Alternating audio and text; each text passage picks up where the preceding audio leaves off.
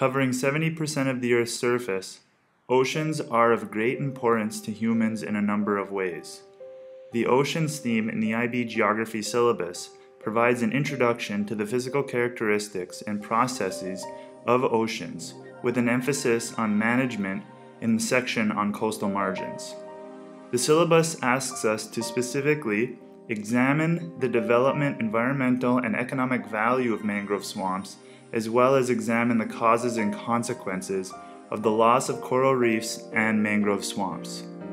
Mangroves are salt-tolerant forests of trees and shrubs that grow in tidal estuaries and coastal zones of tropical areas. The mangroves act as fish nurseries as well as provide protection for coral reefs that harbor much of the world's fish biodiversity. 80% of the global fish stocks rely directly or indirectly on mangrove forests.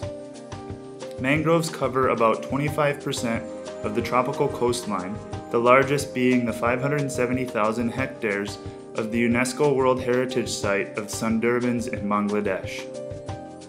Mangroves have many uses, such as providing large quantities of food, fuel, building materials, and medicine. 1 hectare of mangroves in the Philippines can yield 400 kilograms of fish and 75 kilograms of shrimp.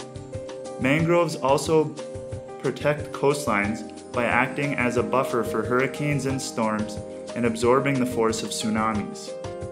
They also act as natural filters, absorbing nutrients from farming and sewage disposal. Despite their value, many mangrove areas have been lost to rice paddies and shrimp farms. As population growth in coastal areas is set to increase, the fate of mangroves looks bleak. Growing population is pushing urban boundaries further into forested areas.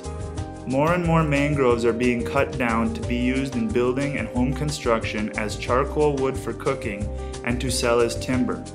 Already, most Caribbean and South Pacific mangroves have disappeared, while India, West Africa, and Southeast Asia have lost half of theirs.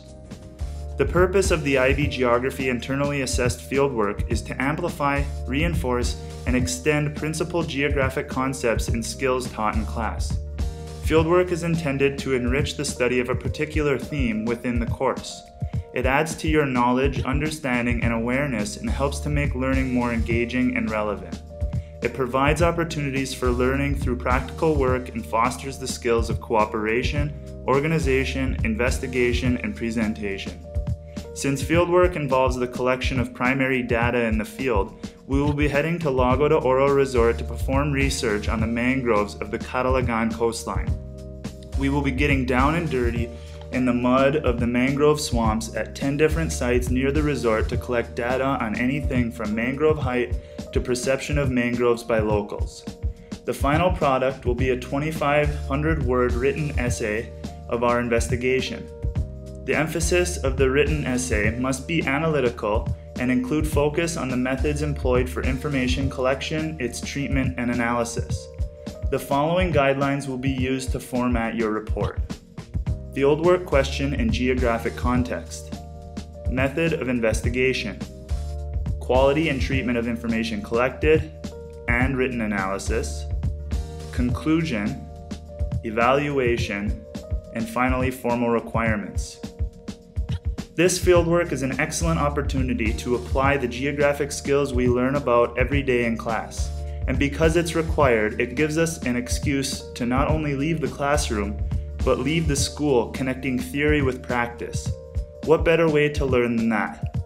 Now, let's go explore our world like real geographers.